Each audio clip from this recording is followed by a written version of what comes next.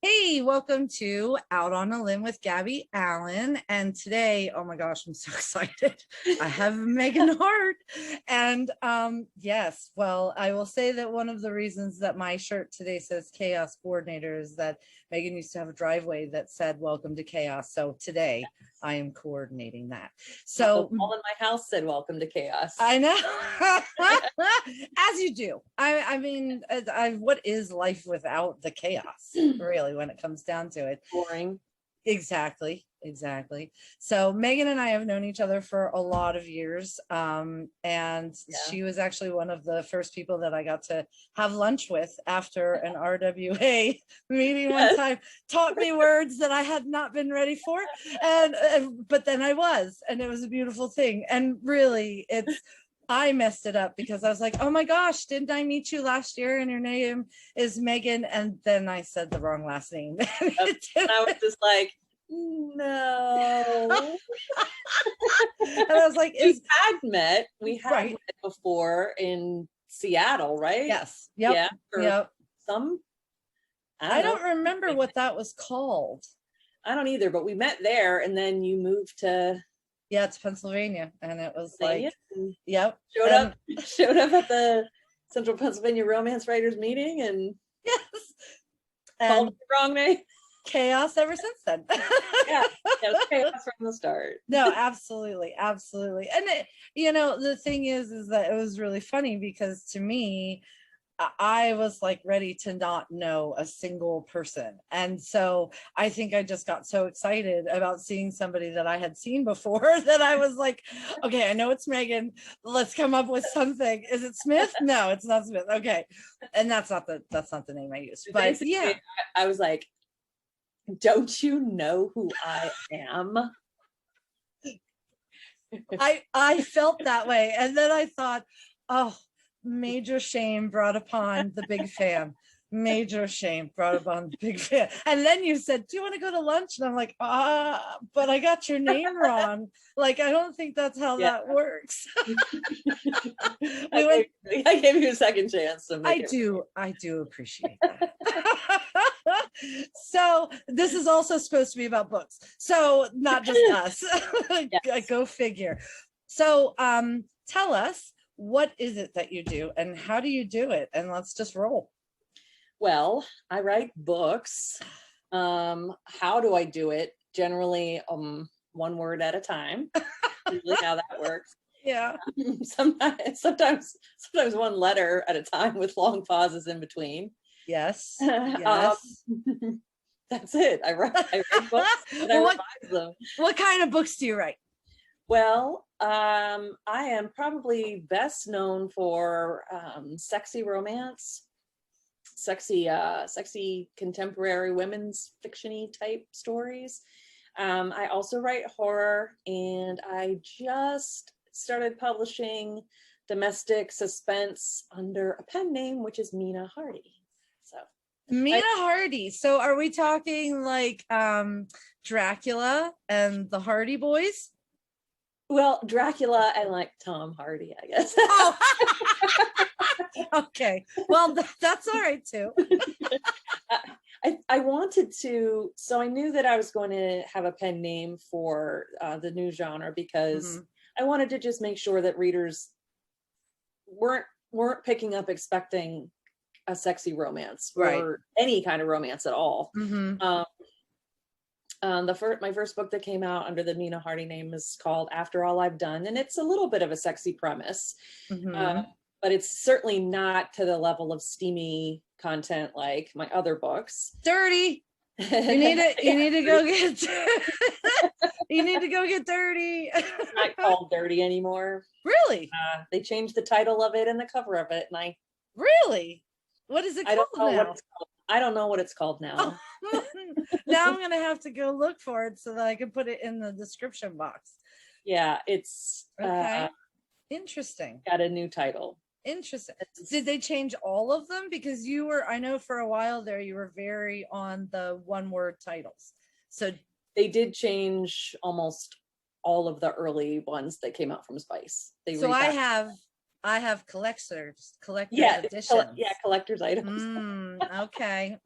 Well, they're already on my bookshelf behind me.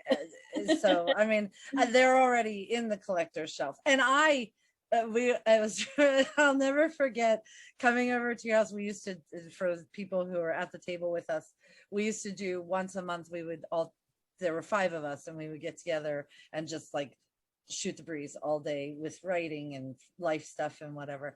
And one time I had gone, because you used to also publish at Quill, and I had gone and bought every book that Megan had ever written, and I slapped them all on the table and I said, I want them all signed. And she's like, are you kidding me? I was like, nope. And anything that was short story, I had printed that out, flipped it in a binder. Oh my gosh, I remember that. I was like, I am your biggest fan. I don't know how I got your name wrong the first time. I'm really sorry about that. But now, biggest fan. Well, but you have some, I loved a lot of your stuff when you were doing Quill, because it was so different. Like, I used to read Alora's Cave, let's get in, and they were very sexy and stuff, but I never wrote for Alora's Cave. A lot of people, in fact, even I had there was a biography floating around the internet somewhere. I don't know where it came from, but it was like, and she's published with Alora's Cave. Never did. I don't think I ever even submitted to Alora's Cave. Right. Well, I guess what I was going to say is I used to read Alora's Cave because that was the one that was doing more of the sexy stuff. I didn't know about Quill. And then, so I got into this expectation of it's super sexy, but kind of low on plot. And then I started reading your stuff and I was like, oh my God, that's what's been missing. Look, I don't mind tantalizing. I don't, obviously, like you read, they had like 10-minute stories or whatever, and that was fine. Oh, yeah.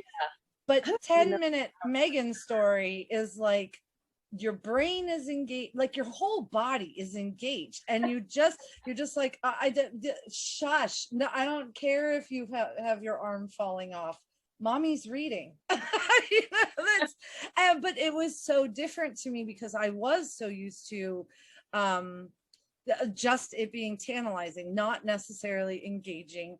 And then when you moved into women's fiction, it was the same thing. Women's fiction, I tended to kind of shy away from sometimes because it was like everyone was dead from cancer, and like the kitchen sink got thrown at somebody, the dog was dead, and I'm like, and there's and there's never a happy ending. And so I read Precious and Fragile Things. I'm not going to say that there aren't some things that happen in there, but in the end there was a satisfying ending.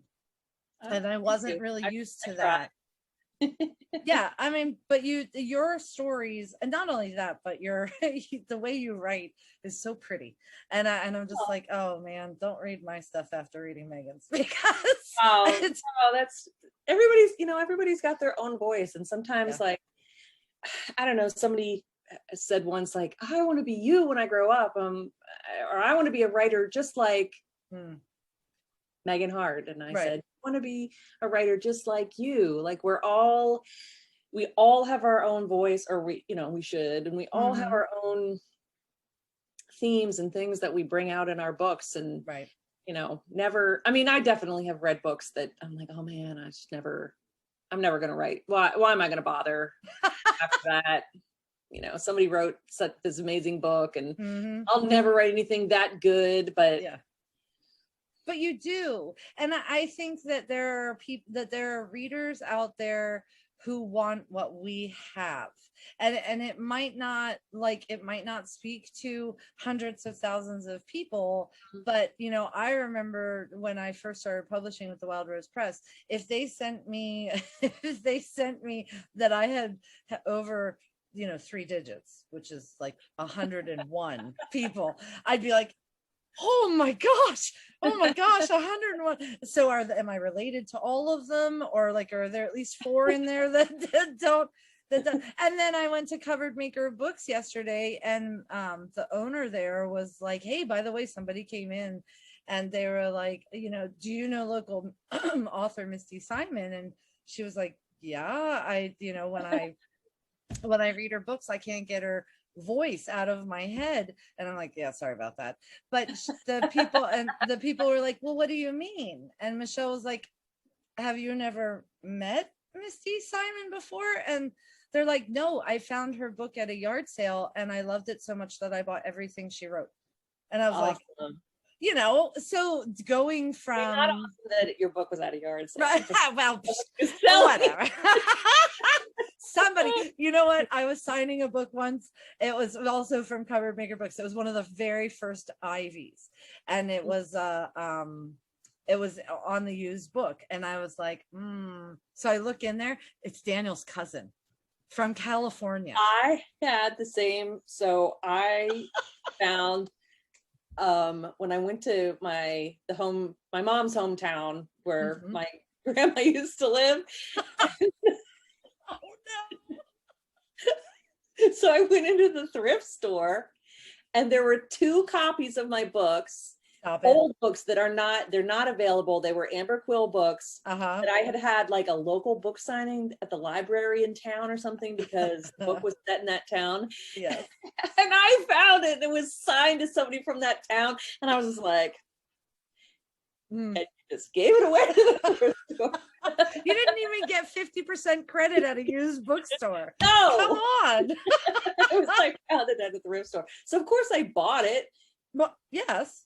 Which I don't know. I should have left it there because maybe someone else would have bought it, and then it's not a good book though. It's a terrible book. The cover is terrible. Wait, I'm gonna get it because I want everyone. Okay. Can people see this? Yes. Okay, hang on. Okay. I want everyone to know. Yes. That no matter where you end up. This isn't the one that was signed, but this is the book. This is the book that I found. This isn't the actual copy, but I want to know that no matter where you end up, if you're, a million bestseller, the New York Times, USA Today, Publishers Weekly, whatever, they make a Netflix series out of your books. No matter where you end up, sometimes you start with this. I have that one. Oh shit. Oh my goodness.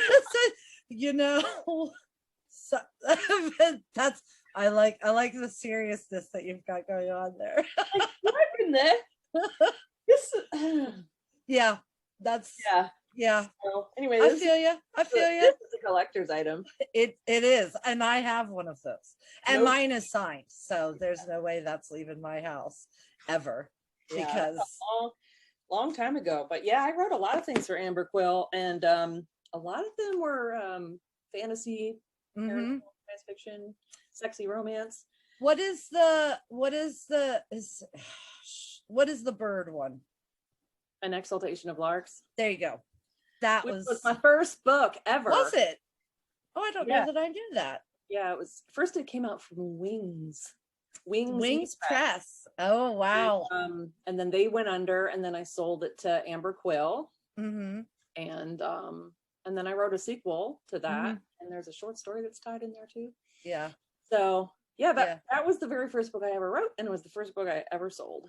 That is so awesome. So how long have you been doing this?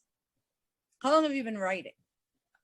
Well, I've been writing stories since I could write. Like kindergarten, seriously, writing stories. I wrote stories in elementary school. When I was in like 6th grade, I figured out that people wrote books for a living, and that could be my job, my actual job. So I aimed for that. And I was first published. I had some poems and some short stories published in some like zines. If you remember, they would be like photocopied printouts that were then stapled together, and then they would mail you. I was in one called Eye Candy. Oh. And it was a story about my brother playing at a skate park, and he used it, so he plays like bluegrass stuff now, but if you look really far back, he used to play thrash metal. Oh, and they were in a skate park, thrash metal, people are doing the mosh pit, and there are these bats above their head, just like flying, zigzagging all over the place, because I guess they were hitting notes that they like were getting zingy from. And I wrote up an article, and Eye Candy was like, oh my gosh, that's so cool. We don't pay, but we'll send you three. Right. We'll send you 3 photocopied stapled. Yeah, as you do. It's a writing credit. Yeah, I don't remember the name. I don't know. It's just like Romance from the Heart or something like that. But I had a couple poems and short stories published in there, and okay. And then I sold to Wings in 2002, I think, was when that happened. Awesome. And then a couple years later, maybe a year or two later, Amber Quill. And then in 2005, either I sold in 2004 and the book came out in 2005, or I sold the book in 2005 and it came out in 2006. But okay, that was when Harlequin started their Spice line, which was single title, yes, erotic fiction. And so Dirty was my first book with them. I love that book. Then I wrote a bunch of books for them and a bunch of books for other people, and in varying levels of heat and romance. And I actually am working on, I'm about 20,000 words into a very old school Megan Hart book. I'm super excited about it. So excited. It's I've been tossing around a couple different titles for it, but I think I'm gonna go with Coming Up for Air. Ooh. Oh, yeah. I like that. That's very, although we can't play with it the way we used to, because wasn't it like Dirty, Broken, Stranger? Dirty, Broken, Tempted, Stranger, Deeper, Switch. I loved the titles, because it was like, that's like a sentence that you should be like, this intrigues me. I should go do things because it intrigues me, like buying the Dirty, book. Broken, Tempted, Stranger. Yes. But I did think about giving, and maybe the book will end up with a single word title. I don't know, but I really like Coming Up for Air. I think it's going to work. I really like that. I feel like, well, and we've talked titles for years, but I like titles that do a couple of different things. You know, I don't necessarily, that even like some of your longer titles, Precious and Fragile Things, All Fall Down. Yes. Yeah, All Fall Down. They speak to, what's the one with the suitcase on it? The one with the flying.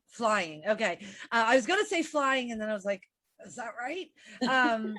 But like that, flying does a number of different things for the book itself. And I like titles that speak to what is going to happen in there. Like Broken, okay, it's a word, but once you start reading the book, you're like, oh, you know. Yeah, I also like that. But you know, we'll see what comes up. Coming up for air, I don't know. Yeah. It'll be like this. It'll be like the sandcastle one. Except you have to come up with your hair down over your face so you can flip it up. You know how you do that at the beach? Oh my gosh. So I remember doing like sprints with you, and you live in a different place now, so we don't have as much in-person contact as we used to. But are you somebody who writes one book at a time? Do you manage things differently? I do prefer to work on one book at a time. Yes. Yes. There was a period of time when I was writing and then submitting, like already to contract. So I would, submit the book before the deadline. Right. Always before and never after. And that's a good idea. That's dear reader, dear listener, if you're paying attention at all, before the deadline, that's a really good thing that helps stuff along. Turning the book in before the deadline. Yes. And then I might be writing a book, but I might get copy edits or final line edits or something like that on another book that's coming out. So I might be doing like back to back with some interruptions. And I used to be able to write a book. I mean, the fastest I ever wrote a book was, it was like a 75,000, 80,000 word book, and I wrote it in a month. And I've done that twice. Oh, okay. And I don't aim to do that again, but it used to take me, I always used to say 4 months comfortably to write a book from start to finish, including revisions and all of that. Yeah. But I had a period of time where it was taking me a lot longer to finish a book. I just was not, I was in a writing slump. I had a lot of things that happened. And so now I'm back, like I'm, knock on wood, I'm so excited. So I'm getting back up to speed. Yes. So I'm actually, the coming up for air is a bonus book because I finished the 2 projects that I had planned to do, and I have not yet reached the point where I need to start a book that I know that I'm getting a contract for. Yeah.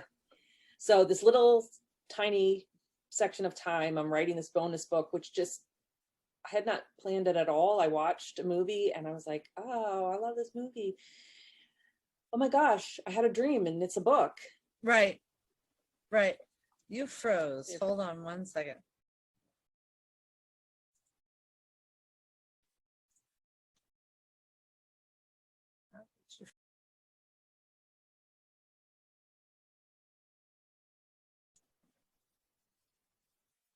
Haha, we're back because, you know, why not? What's the last thing I said? You go ahead. What, I watched a movie and yes, and it became you did a dream, you had a dream and it became a book. Go. Yeah. And so it became a book and I was like, oh, am I gonna, I better write this down or I'm gonna forget. And then I just couldn't stop thinking about the idea and I decided I'm gonna write it. Yeah. Probably about 80,000 words. I'm gonna write it in 6, I'm trying to go for 6 weeks. Like, yeah, in 6 weeks.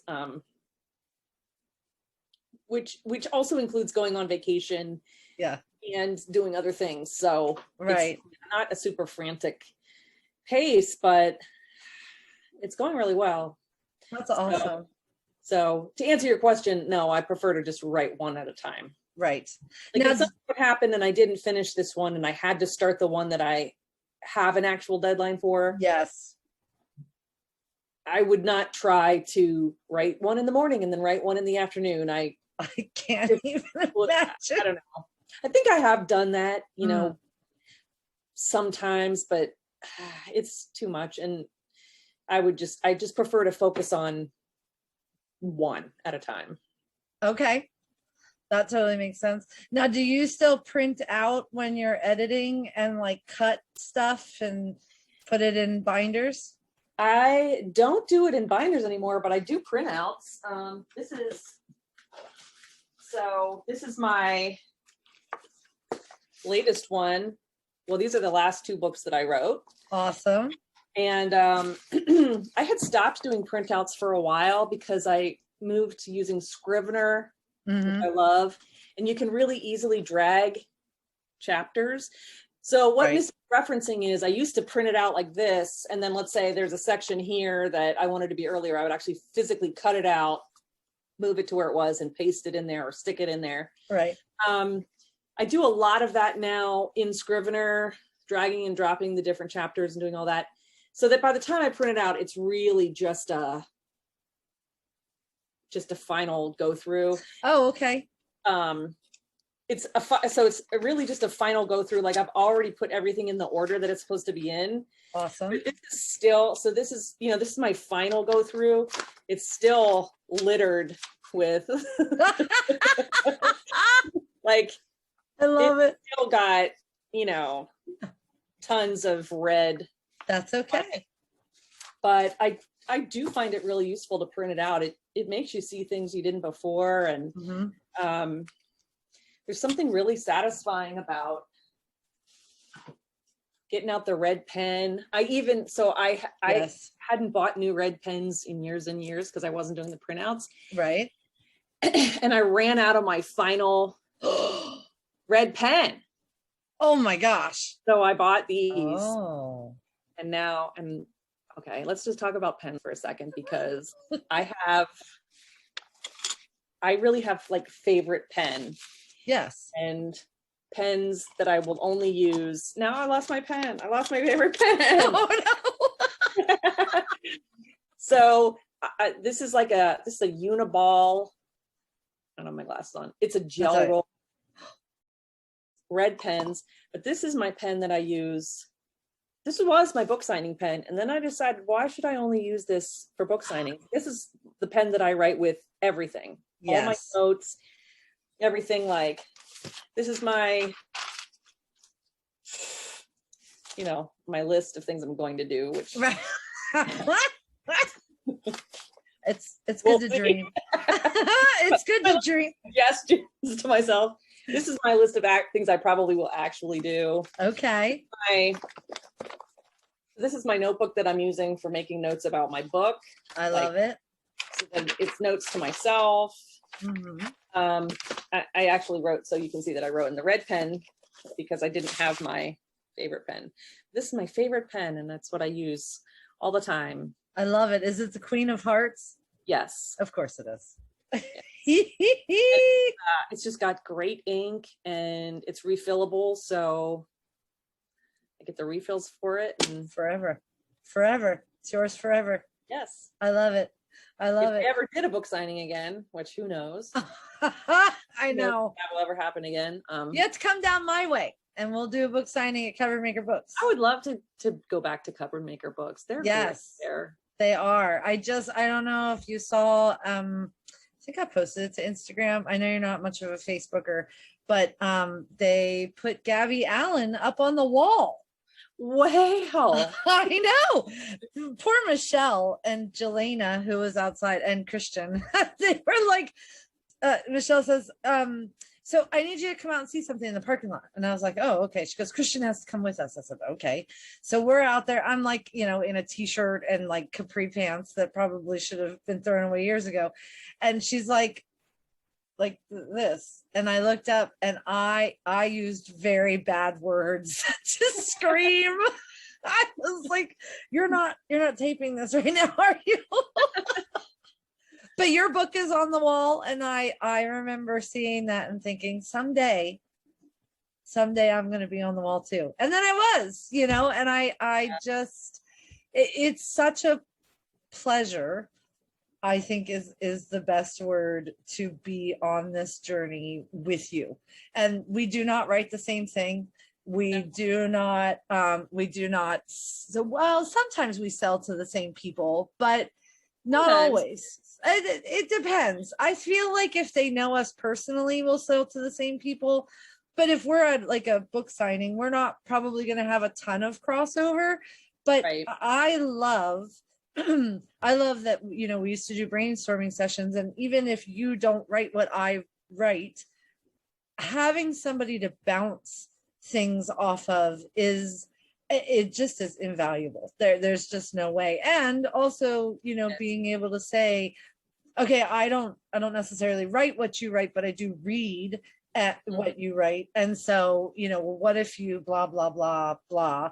And this has been very strange with like the shutdown and COVID and everything, because I am no longer a part of RWA. So I don't have that particular group. It's hard not having a peer group. Yes. So not even just like, we had a group of friends who were writers, and we all critiqued each other's work and brainstormed with each other and everything. But I moved here to Ohio. It'll be 3 years in September, and Ohio, where I live, actually apparently has a really big writing community.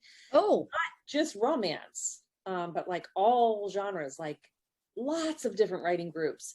But I had only just barely started to make any connections, just like the barest hint of making connections before everything went into lockdown. Yeah. That was a year. Pretty much. I mean, we're easing out of that now, but it was a year of not connecting with anyone local. And I just went to the first in-person meeting of this little local writers group last week or the week before.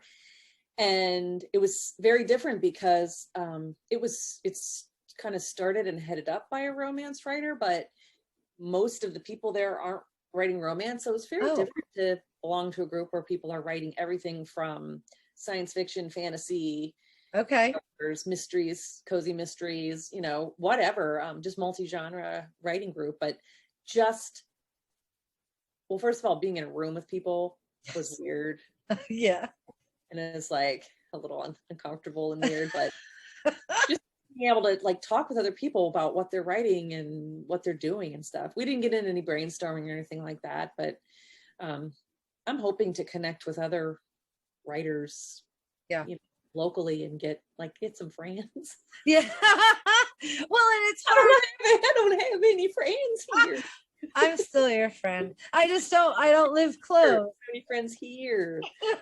Well, and it's one thing to like do Zoom stuff, and that this is awesome. I mean, I am very, very thankful that we were able to stay connected through everything due to Zoom and like just, you know, yakking or whatever. But there is a different energy when you're actually in the room with other people. When you are sitting, it's like everybody's got the cosmic soup above their head and they're like pulling things out of it, which is different than, you know, talking online.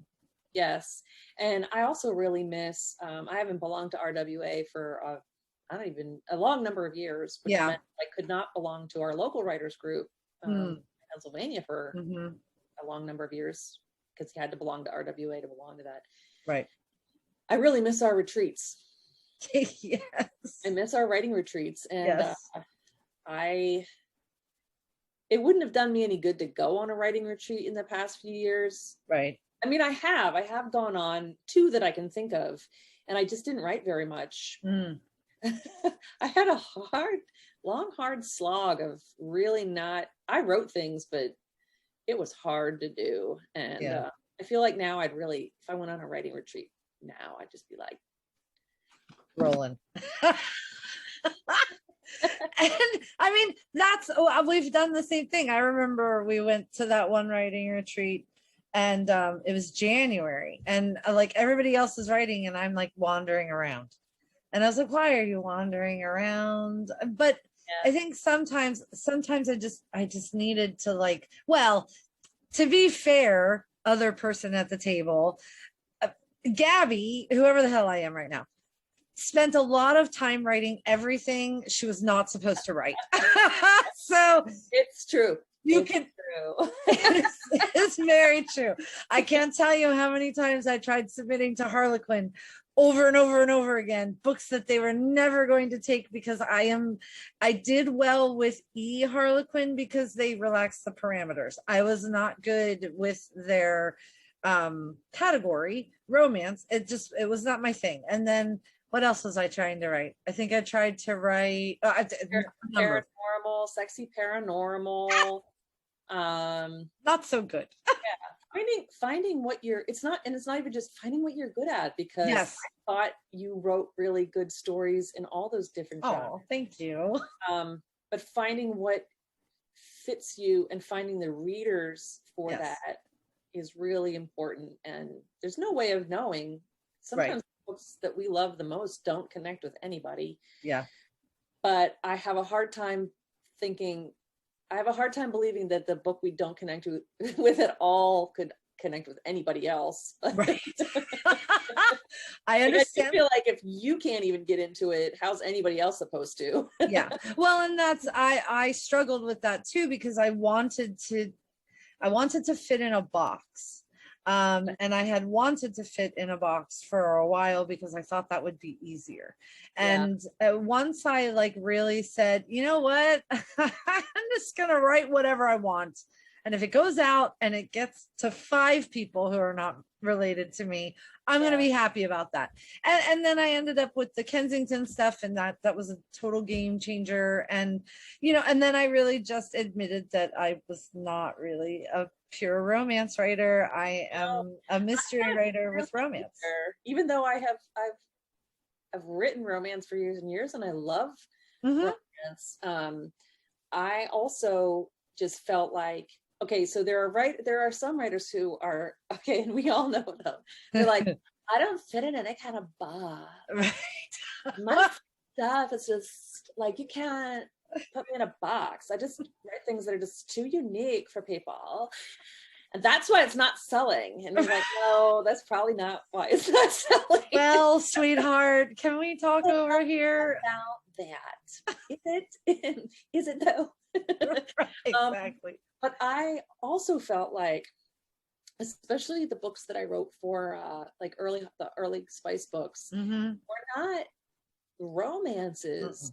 They were romantic fiction. I always liked to think of them as erotic fiction with strong romantic elements. Yes. And many of them have a happy ever after, but the journey is of the heroine or the main character. It's her journey, and he's a part of it. Right. He's there in the end, usually, not always.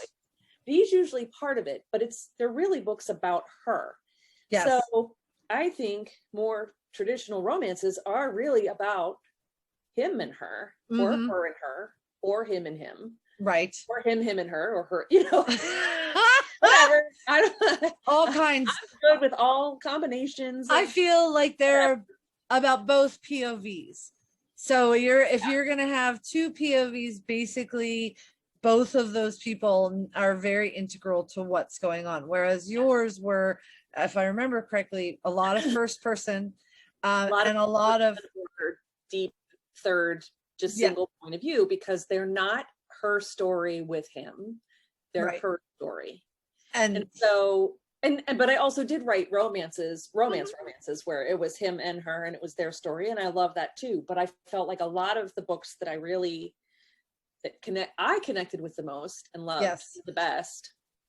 And it's where it's not literary fiction and it's not women's fiction, but it's not a romance. It's this weird thing where there isn't a box.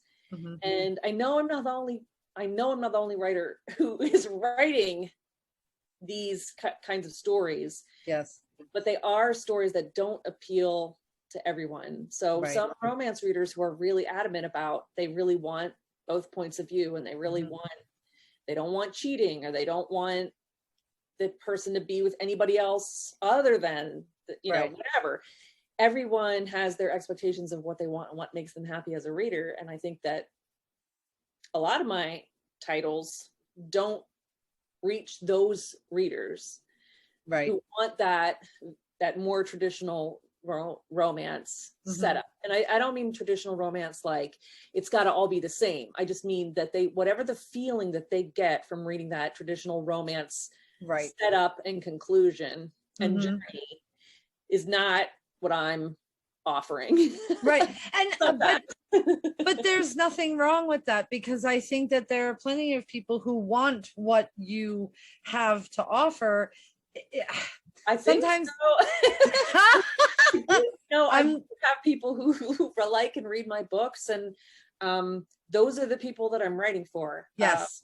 I always say so you write for the people who want to read what you write. Don't write for the people who don't want to read what you write. Yeah.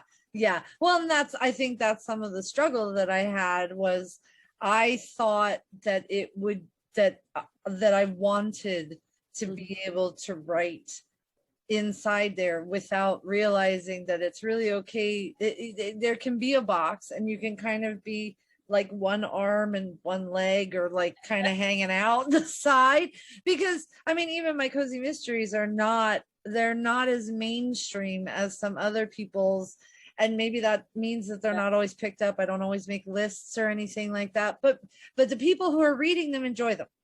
Yeah. And isn't that what so I know we used to discuss, you and I in our group, we used to talk about if you knew that you weren't going to get published, would you keep writing? Yes. And like, sometimes I feel like, yes, I would, because I am a writer, and that's a huge, really huge part of who I am. Right. But then a part of me is like, I don't know, at this point, it's my job. If I knew that I wasn't going to get paid to do my job, aren't there lots of other things that I would rather do? Like read somebody else's books or watch TV or, sleep or whatever. But way back when, self-publishing was not an option that you could do. Right. Realistically. And now it is. So now I feel like there is no, if you knew that you weren't going to get published, would you still write it? Because the option to independently publish is there. Mm-hmm. Now, whether anyone will read it or not, still, you never know. But there are some books that this book that I'm working on now, coming up for air, mm-hmm. if one person other than myself reads it and likes it, I'm going to feel, I'm going to feel good about it. I'm writing this book because it's a book that I would want to read. Yes. Absolutely. And that, I think too, that shows, I think that, there are so many authors these days. There are so many options these days that there are a lot of people who they've always read what the publishers put out because that's what the publishers put out. Mm-hmm. They would have read something else, but it wasn't available. And so I think now is a good time to, be able to do the things that you want to do and hopefully be able to put it at a bigger publisher. But if not, you do not have to say, well, then this isn't worth writing, because you can still. So you reach different audiences, mm-hmm. and you can kind of make your own trends. Right. Yes. So now traditional publishing is following along, publishing things that indie published writers are, creating. I don't know that they're creating a need for it, but they're filling a need for whatever the trope is, yes. It's so much faster. It's so much faster. And for, I could write 3 or 4 full-length books a year, plus some novellas and short stories. So no publisher's going to publish all that. right. And then there's that consideration, because if you are fast and you do enjoy putting a lot of stuff out, and then there are people who are like, when is your next book? Please tell me it's not next year. That may not speak to what the publisher would want, but that doesn't mean that it doesn't speak to the people who are reading it. Right. I always used to think I would love to be an author who publishes 1 book a year, because I get paid so much that I only have to write 1 book a year. I thought that too. But then I was like, well, what if I only write 1 book a year? What am I going to do the rest of my time? I'm still going to write other books. Exactly. I don't have to write other books, but I would. No. What else would I do? Right. It's my job, even if I had so much money that I only had to publish 1 book a year. Right. But, being able to put stuff out fast, if that's what your readers want, the other thing I think that's different now too is, so with traditional publishing, you would get an advance, mm-hmm. earn out your advance, hopefully, and then get royalties, right? So mm-hmm. it could take you years to earn back your advance. Before you start getting royalties. You may never earn out your advance. Right. Well, okay. So indie publishing is now, it's not that short term. Am I going to earn that money in a year? This is the long game. Your books are literally available forever, as long as you're making them available. So when I'm looking at it, I'm writing this book right now. I'm super excited about it. I'm hoping to have it out. I don't know if I'm going to, I don't know. I'll see if I decide to send it traditional or indie or whatever. But if I decide to publish it myself, I don't need to make $5,000, I'd like to do that. Please, every month I would like to earn $5,000. That would be awesome. But the book is going to be out forever. Yes. So I could earn money above and beyond what any advance would pay me. Right. Possibly. I mean, that's some people buy. Yeah. But I mean, with the traditional too, I think more people are also realizing, especially with the lockdown, that there's not as much shelf space as they used to be. There used to be. And I have heard some publishers that used to do print and for certain titles, they're just saying, well, that's not working, so we're going to make you only. Yeah. And that's, they can choose to do that. But like, if you thought you were getting print and and now you're only getting that's a whole different ball game. You know what I mean? I mean, people who love and read ebooks. It's not like, okay, I'm not that old, but with publishing, ebooks were like, when are you gonna have a real book? Yeah. And now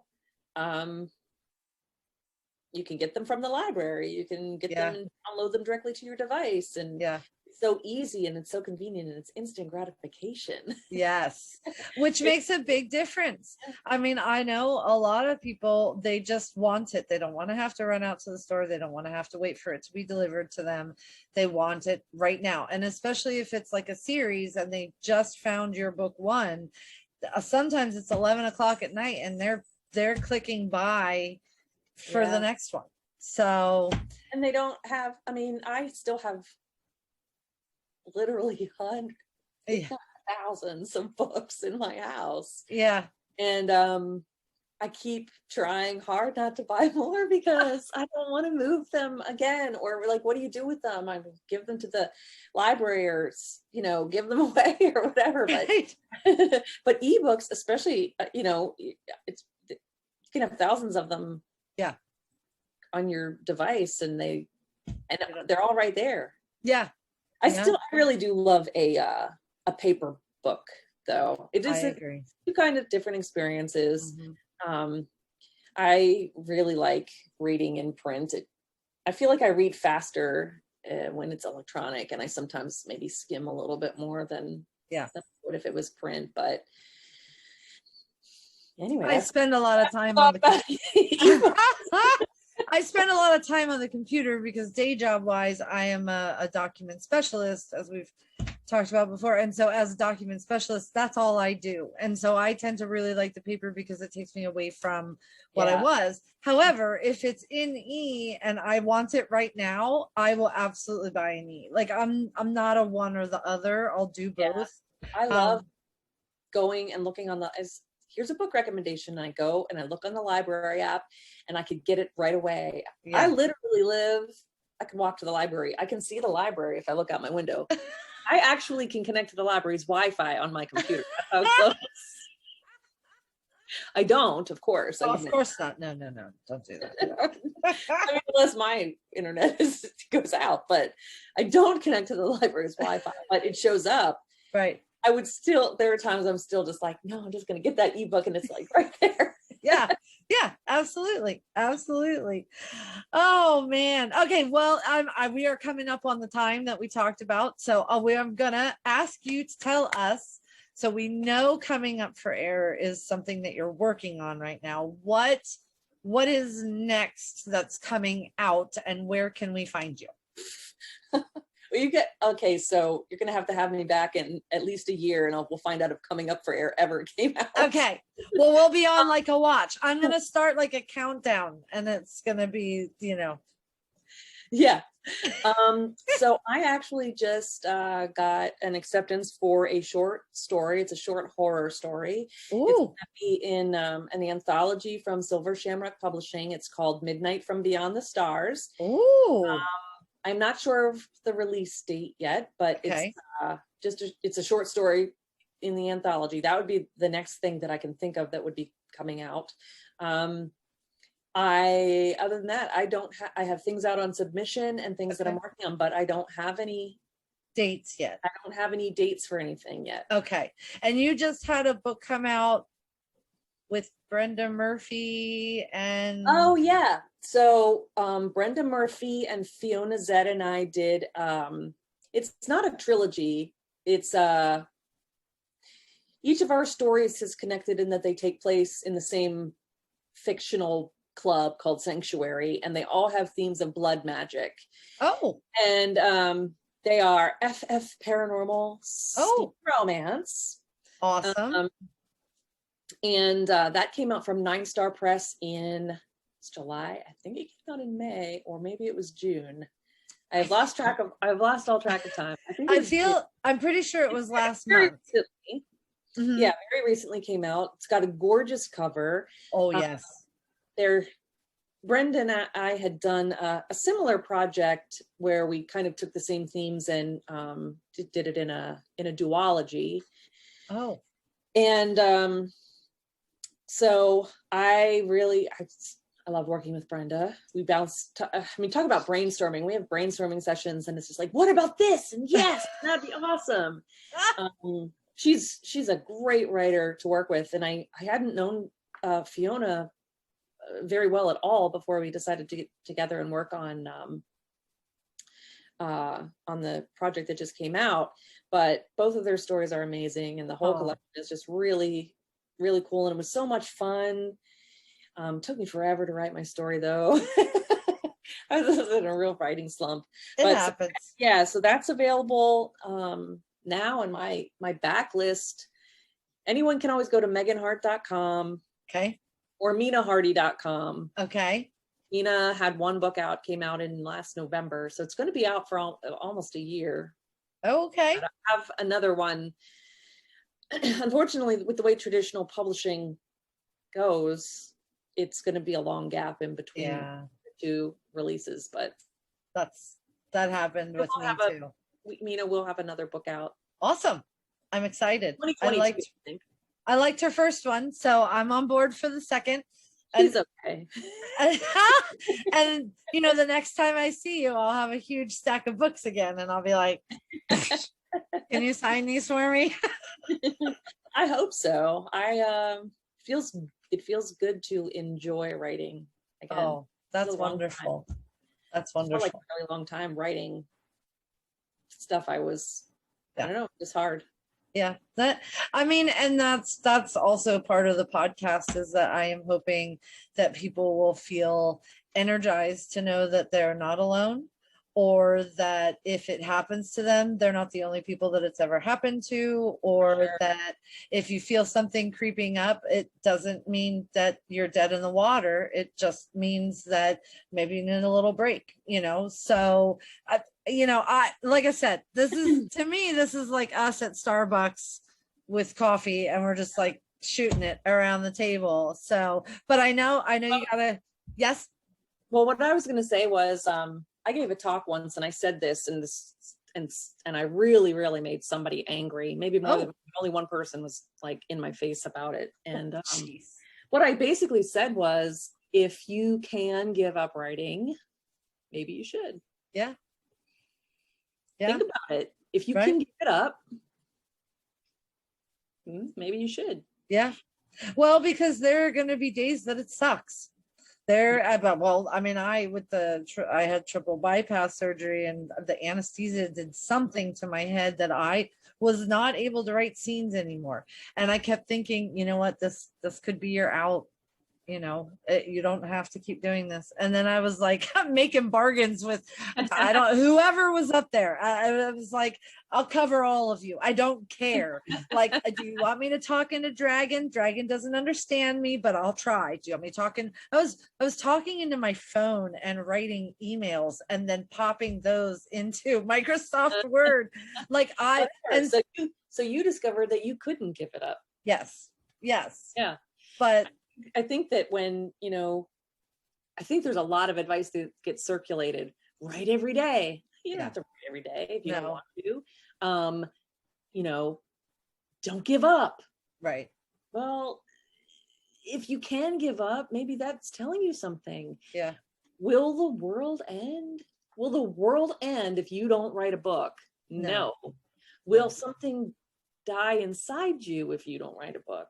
Yes, for me, yes, but I think everybody has to have their own answer for that, because if it won't, there's a lot. This is not an easy thing to do, and it's not at all. A lot of people talk about how, they're going to write a book. I've always wanted to write a book, and I would just say, well, you should go for it. Go do it. A lot of people want to write a book. Hardly anybody actually writes a book, comparatively with how many people want to. A lot of people want to have written a book. Oh yeah, I would want to have written a book, but that's not even true, because I am, again, I'm going to jinx myself, I'm going to knock on wood, I am loving the past few books I've written. I have been like, all right, yeah, I get to write. Yes. I get to write this story. Yes. And if it doesn't feel like that for you, I'm not saying give up. No. Because sometimes you have to slog through the hard parts. There's crap that goes along with it. It's not, every word isn't gold. Right. But life still needs to have balance.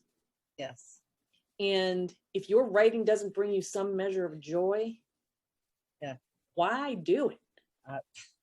Why do it? There are so many easier things. There's so many better hobbies. Underwater sea basket making. Like, file your own teeth if something to do. And I would never say to somebody, oh, give up. Just give up. No. But, if you can give it up and you'd be happier, it's okay. It's okay to take a break sometimes. Yeah. I will say, though, that if you want to be a writer, you do have to write. And then there's that. So does that mean on the times when it's too hard for me to write or I'm not writing, am I not a writer anymore? No. But if you never write anything, right? Like if you just talk about how much you want to write, right? You talk about what you're going to write, right?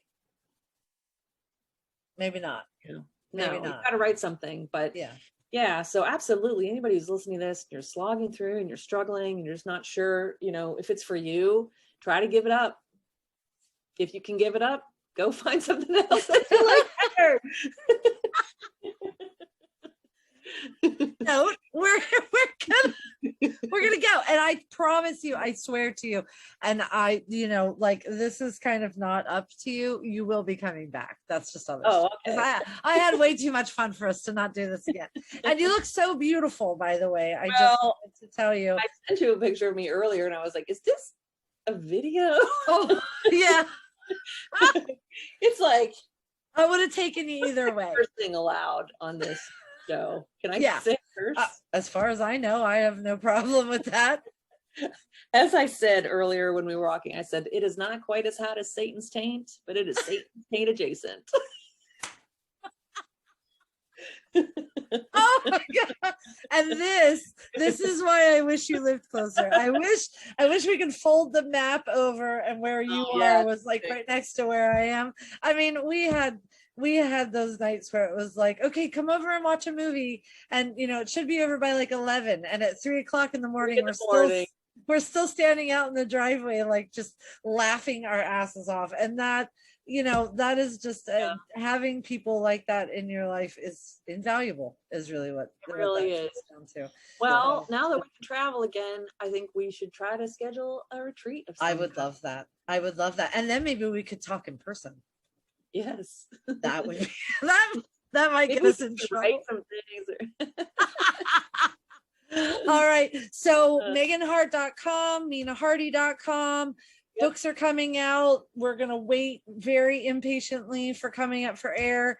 And I hope that you have an amazing, amazing day. And thank you again so much for being here. Well, thanks for having me on. I appreciate it. And I'm so excited to hear about all Gabby's upcoming adventures. Well, we'll see what happens. I might buy myself a golf cart. So we'll leave that story for another day. So, all right. Well, thank you everybody for being here. Out on a limb with Gabby Allen and the beautiful and amazing Megan Hart. And next time we'll see you. Bye. Bye.